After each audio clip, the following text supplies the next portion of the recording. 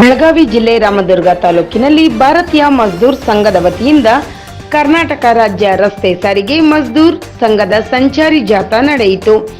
ಜಾಥಾ ವಾಹನವನ್ನು ರಾಮದುರ್ಗ ನಗರದಲ್ಲಿ ರಾಜ್ಯ ಸಂಘಟನಾ ಕಾರ್ಯದರ್ಶಿಗಳಾದ ಪ್ರಶಾಂತ್ ಕಲಾದಗಿ ಅವರ ನೇತೃತ್ವದಲ್ಲಿ ಅದ್ದೂರಿಯಾಗಿ ಸ್ವಾಗತ ಮಾಡಿ ಸನ್ಮಾನ ಮಾಡಿ ಬೀಳ್ಕೊಡಲಾಯಿತು.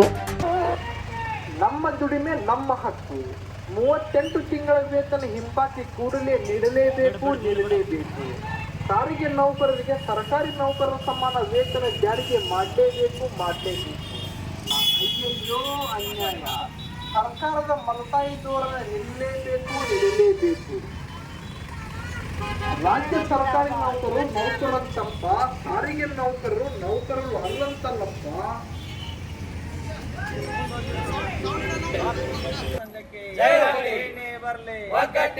ಜಿಂದಾಬಾದ್ ಜಿಂದಾಬಾದ್ ಬಿಎಂಎಸ್ ಜಿಂದಾಬಾದ್ ಜಿಂದಾಬಾದ್ ಜಿಂದಾಬಾದ್ ಬಿಎಂಎಸ್ ಜಿಂದಾಬಾದ್.